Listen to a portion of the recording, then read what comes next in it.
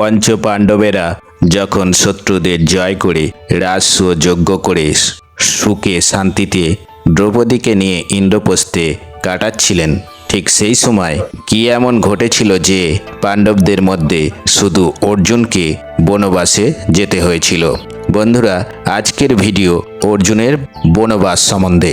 এই কাহিনীটি মহাভারতের আদি পর্বে অর্জুন বনবাস অধ্যায় থেকে নেওয়া। তাহলে বন্ধুরা, গল্পের মূল অংশে প্রবেশ করা যাক। একদিন কয়েকজন ব্রাহ্মণ ইন্দ্রপ্রস্থে এসে ক্রুদ্ধ কণ্ঠে বললেন, নিশাচয় নৃশংস লোকে আমাদের গোধন হরণ করছে। অর্থাৎ এখানে বোঝা যাচ্ছে যে কিছু দুষ্টু মন্দ স্বভাব লোক ব্রাহ্মণদের গরু বলপূর্বক জোর করে নিয়ে পালিয়ে যাচ্ছিল। ব্রাহ্মণরা ইন্দ্রপ্রস্থের রাজা যুধিষ্ঠিরের কাছে তার প্রতিকারের ব্যবস্থা করতে এসে সামনে অর্জুনকে দেখতে পেয়ে বললেন, যে রাজা শস্যাদির ষষ্ঠভাগ কর নেন অথচ প্রজাদের রক্ষা করেন না, তাকে লোকে পাপাচারী বলেন। ব্রাহ্মণের ধন চড়ে নিয়ে যাচ্ছে, তার প্রতিকার করো। অর্জুন ব্রাহ্মণদের আশ্বাস দিয়ে অস্ত্র আনতে গেলেন, কিন্তু যে গৃহে অস্ত্র ছিল সেই গৃহেই তখন দ্রৌপদীর সঙ্গে যুধিষ্ঠির বাস করছিলেন। অর্জুন সমস্যায় পড়ে ভাবলেন, যদি ব্রাহ্মণের ধন রক্ষা না করি তবে রাজা যুধিষ্ঠিরের মহা অধর্ম হবে, আর যদি নিয়মভঙ্গ করে তাঁর ঘরে যাই তবে আমাকে বনবাসে যেতে হবে। এই প্রসঙ্গে বলে রাখা ভালো যে পঞ্চপাণ্ডবের সঙ্গে দ্রৌপদীর বিয়ে হওয়ার পর পাণ্ডবেরা নিজেদের মধ্যে একটা নিয়ম করেছিলেন। সেটি হলো, যে যখন দ্রৌপদীর ঘরে থাকবে পঞ্চপাণ্ডবদের মধ্যে অন্য কোনো ভাই দ্রৌপদীর ঘরে যেতে পারবে না।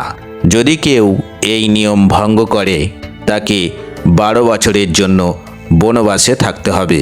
অর্জুন ভাবলেন, যাই হোক, তিনি ধর্ম পালন করবেন। অর্জুন দ্রৌপদীর ঘরে গেলেন এবং যুধিষ্ঠিরের সম্মতিক্রমে ধনুর্বাণ নিয়ে ব্রাহ্মণদের কাছে এসে বললেন, শীঘ্র চলুন, চোরেরা দূরে যাবার আগেই তাদের ধরতে হবে। অর্জুন রথারোহণে যাত্রা করে চোরেদের শাস্তি দিয়ে গোধন উদ্ধার করে ব্রাহ্মণদের দিলেন এবং ফিরে এসে ধর্মরাজ যুধিষ্ঠিরকে বললেন, মহারাজ, আমি নিয়ম লঙ্ঘন করেছি, আজ্ঞা দিন, প্রায়শ্চিত্তের জন্য বনে যাব।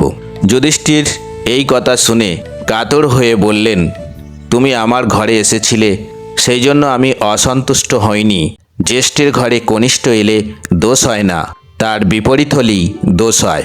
অর্জুন বললেন, আপনার মুখেই শুনেছি ধর্মাচরণে কখনো ছল করা উচিত নয়। আমি প্রতিজ্ঞা করেছি সত্য থেকে বিচলিত হব না। যুধিষ্ঠির তখন আর কিছু বলতে পারলেন না। তারপর যুধিষ্ঠিরের অনুমতি নিয়ে অর্জুন 12 বৎসরের জন্য বনে গেলেন।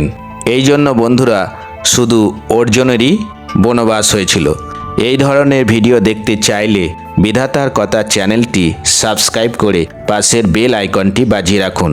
আজ এই পর্যন্ত, নমস্কার।